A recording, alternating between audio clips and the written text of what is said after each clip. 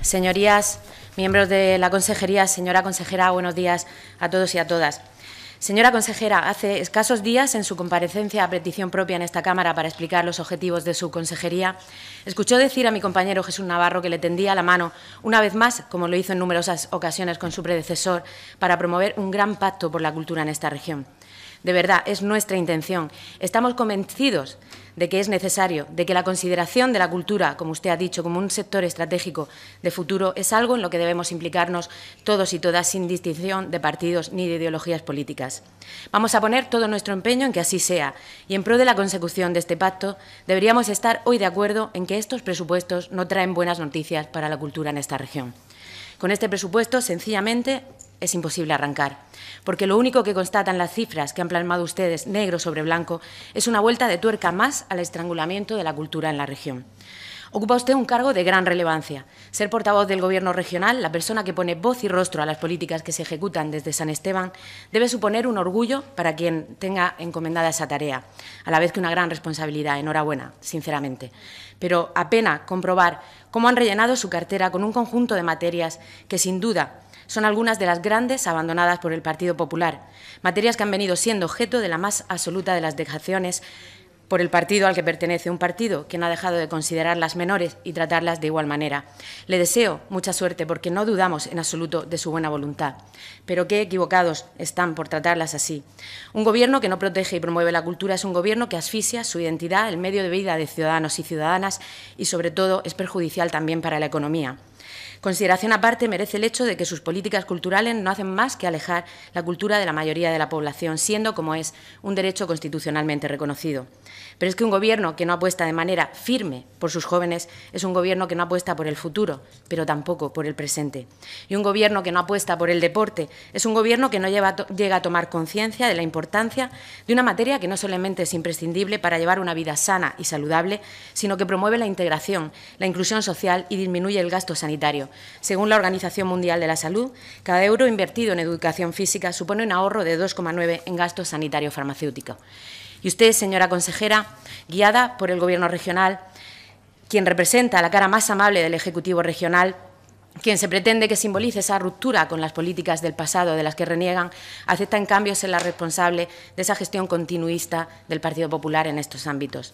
Tenemos que reconocer que arrastra usted en cultura los grandes errores de sus antecesores, obras faraónicas que no se llegan a inaugurar, despilfarros, pero eso no es un obstáculo para que tomen las riendas y comiencen a apostar de verdad. Analizando el presupuesto, vemos que la Consejería ya de entrada sufre un recorte de más de 4.200.000 euros para el próximo ejercicio. Con respecto a la Radio Televisión Región de Murcia, tenemos que decir que no contemplan en los presupuestos la sentencia de ejecución del ERE que tienen ustedes que cumplir sí o sí. Son unos presupuestos falsos de nuevo. Saben que tienen que pagar, pero no lo presupuestan. En total, van a gastar ustedes casi medio millón de euros en comunicación, una cifra que a todas luces parece excesiva. Quizá esa partida de acciones de comunicación institucional se podría rebajar para invertirlo en actuaciones sobre la cultura o el deporte. Llama la atención cómo en la Dirección General de Bienes Culturales se produce un descenso abultado en el presupuesto de casi el 23%, y en él comprobamos subidas insignificantes producidas también por incrementos en gastos de personal en el apartado de bibliotecas, en el de archivos y algo más abultada, efectivamente, en el de museos, pero desde luego no nos tranquiliza saber que de lo que presupuestaron en esta partida para este año tienen a fecha de 31 de octubre un 38% de presupuesto sin ejecutar. Encontramos más de 6.700.000 euros menos en patrimonio histórico, bajada importante especialmente debido al número de actuaciones de recuperación del patrimonio de Lorca que hay que llevar a cabo. También para el Centro de Restauración la tendencia sigue siendo a la baja. Dentro de la Dirección General, poco más que señalar. Sube el presupuesto del Instituto de las Industrias Culturales y las Artes de la región de Murcia, según ustedes y su propia memoria, principalmente para hacer frente a las anualidades ya comprometidas. Una entidad, este instituto, convertida en una especie de cajón desastre en la que quizá la duplicidad de altos cargos podría ser suprimida. No encontramos ni una sola referencia a actuaciones de urgencia en nuestra región, como son la recuperación de cascos históricos de ciudades importantes que están dejando desaparecer o actuaciones en edificios protegidos a punto de derrumbarse en muchos puntos de esta región. La Dirección General de Juventud sale mejor parada, es verdad. Experimenta un aumento de 486.000 euros. Suben esos gastos de personal por el desdoblamiento de la Dirección General de Juventud y Deportes, con sus altos cargos y eventuales correspondientes, así como la partida destinada a las subvenciones y el asociacionismo, siendo esa subida debida básicamente a las aportaciones europeas para programas de movilidad y empleabilidad. Suben prácticamente todas las partidas, aunque en la mayoría de los casos son partidas de carácter leve, bastante bajas. Esperamos saber dentro de poco en qué va a consistir y cómo van a gestionar ese visado talento del que tanto hablan. Ha hablado usted de la garantía juvenil. Esperamos también que empiecen a gestionarla adecuadamente o por lo menos empiecen a dar cuenta del uso que dan a los fondos provenientes de la misma, ya que anunciaron ustedes que 27.500 jóvenes podrían beneficiarse en la región y el año pasado solo un 1,5% de los posibles beneficiarios se habían inscrito debido a la falta de información y promoción de la iniciativa del Gobierno regional desde su implantación. En definitiva, el presupuesto pasa de 3 millones a 3.700.000 euros, insuficiente, creemos, para una región con tantos jóvenes que tienen que salir al extranjero a buscarse la vida, tanta tasa de desempleo juvenil, 52,7% según Eurostat, y tan pocas esperanzas para quienes representan nuestro futuro y nuestro presente. En la Dirección General de Deportes, el descenso es de 453.925 euros. Del deporte hablan ustedes menos. Dirán que les importa mucho, pero la realidad es que lo que a ustedes les importa el deporte es exactamente un 0,11%, que es lo que gastará el Gobierno de Pedro Antonio Sánchez en promoción del deporte para el año 2016. ¿De verdad cree que merece la pena mantener una estructura de dirección general para administrar un presupuesto de 5,7 millones de euros, que baja un 7,3% respecto al año anterior? 5,7 millones, de los que casi 1 millón es para gastos de personal, 0,22 millones para gasto corriente, casi 1 millón para el CAR, otro para subvenciones nominales y 1,7 millones para pagar deudas del año pasado. Para reparaciones o construcciones de instalaciones deportivas, 460.000 euros. Todo esto lo que quiere decir es que el presupuesto ya está administrado, lo que nos hace pensar que nos podríamos ahorrar los 70.000 euros del director general. Las casi 60 federaciones deportivas tendrán que repartirse poco más de 600.000 euros. Es decir, el Gobierno regional apoya a cada persona con licencia federativa, 90.294 personas en la región, con 6,6 euros. ¿Sabe usted, señora consejera, que hay niños que para poder federarse pagan más de 370 euros anuales en esta región? ¿Cree que hay un acceso igualitario al deporte base en nuestra región? Y que cada club federado de los 2.851 existentes van a ser apoyados con la cantidad de 210 euros. Por otra parte, incumplen el mandato que establece la Ley del Deporte de elaborar un plan director de instalaciones deportivas que no viene recogido en los presupuestos. De hecho, destinan a estas instalaciones la ridícula cantidad de 460.000 euros, ya que el resto de lo que aparece en el capítulo 7 es para pagar deudas del año pasado. Este es un análisis somero de lo que ustedes han presupuestado para este año.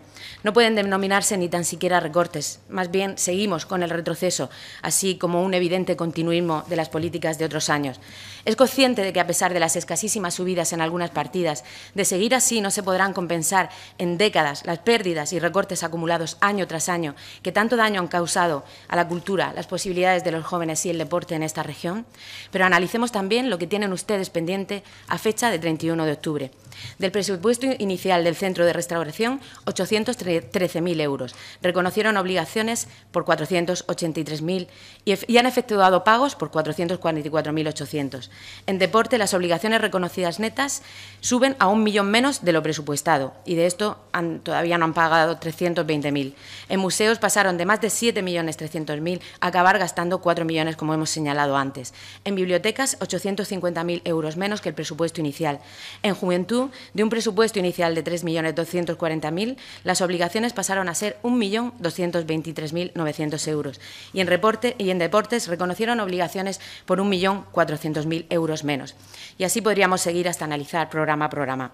Señora consejera, doy por hecho que es usted consciente de que es necesario un sustrato cultural para el funcionamiento real de la democracia y, siendo conscientes de ello, ¿cree que son suficientes para reconstruir el tejido cultural que han hecho desaparecer en la región estos presupuestos?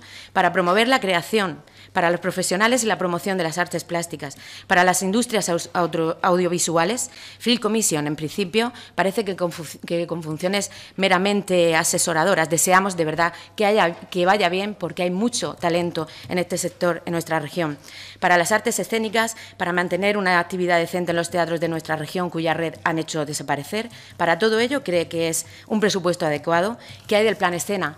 En 2015, 42.152 euros para subvencionar giras nacionales e internacionales de compañías murcianas. Ridículo. Sabe que el pasado 12 de noviembre casi todos los partidos políticos, a excepción del Popular, firmaron un acuerdo con representantes de las artes escénicas en el que se comprometían a que en todas las autonomías existiera una dotación presupuestaria mínima destinada a inversión, no gasto, en producción de contenidos escénicos.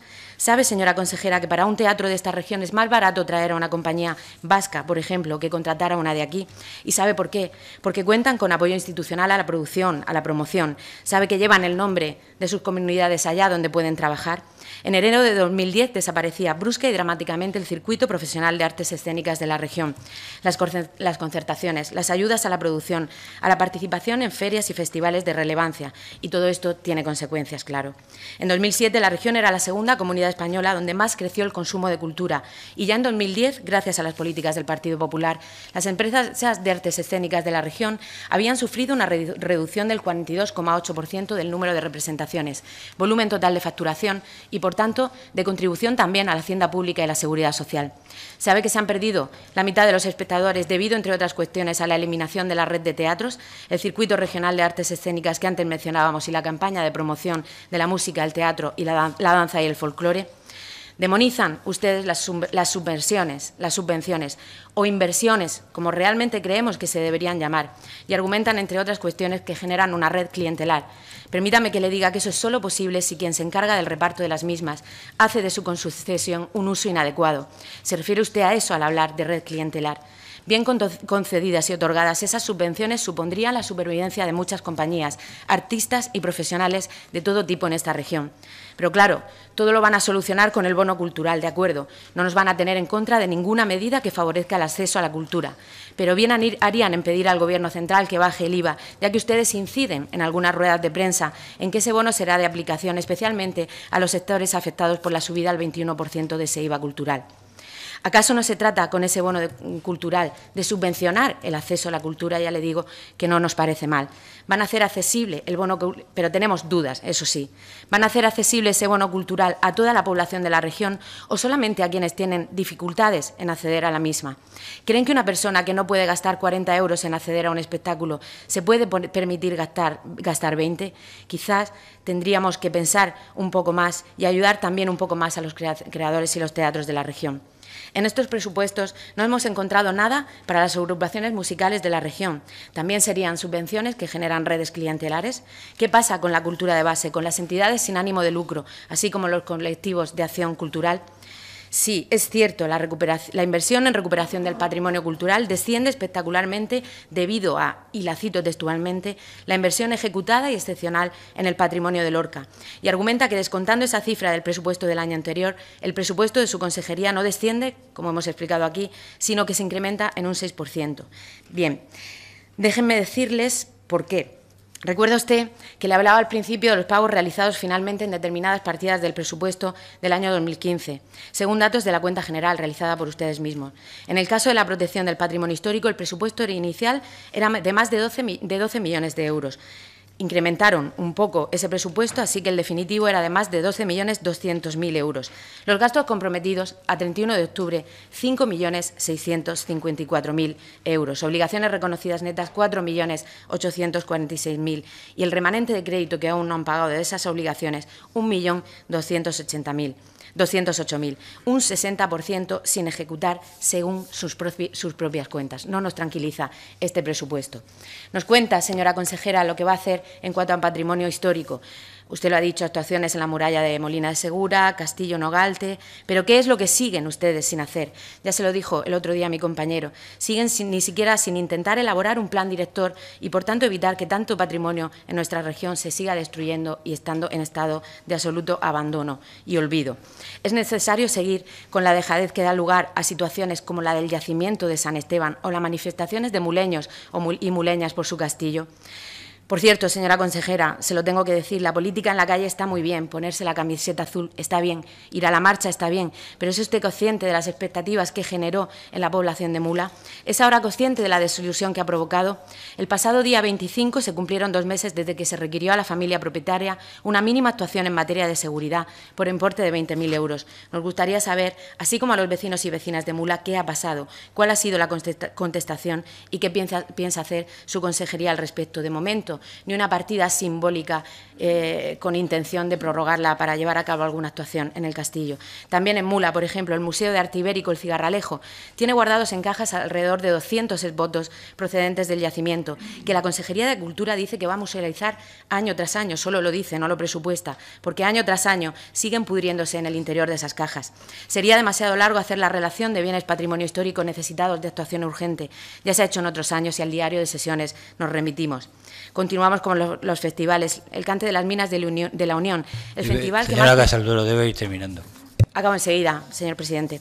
El festival que más prestigio a nivel nacional e internacional apoya a la región sigue contando con las mismas aportaciones que años anteriores, ya recortadas de por sí.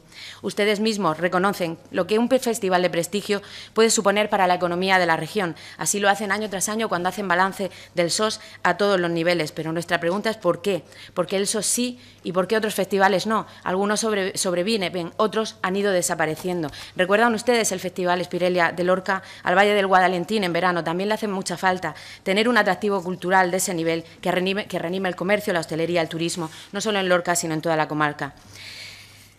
En definitiva, señora Arroyo, voy terminando, revélese porque no dudamos, le repito, de su buena voluntad. Es usted una profesional de la comunicación, pero no pretenda comunicar lo imposible. No intente dar aires de normalidad a una situación que se aleja mucho de lo que necesita nuestra región. No intente dar la vuelta a la realidad de estos presupuestos. Muchísimas gracias. Gracias, señora Casalduro. Por el Grupo Parlamentario Podemos, el señor Urro Alburu tiene la palabra. Muchas gracias.